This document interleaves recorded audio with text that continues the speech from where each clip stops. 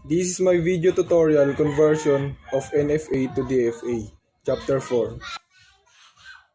Converting a NFA to a DFA involves systematically exploring all possible state and transition in the NFA to construct an equivalent DFA.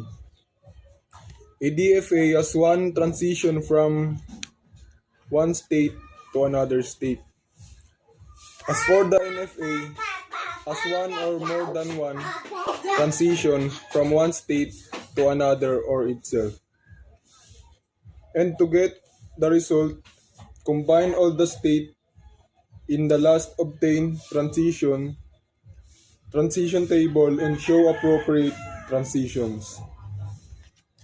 In case a transition is not defined for input, make a transition to the trap state.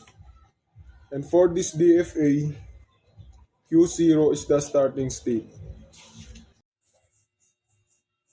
This one is my example table of NFA. This transition table is follow three states: state of Q0, Q1, and Q2. The DFA table cannot have multiple states, so make Q0 and Q1 is a single state.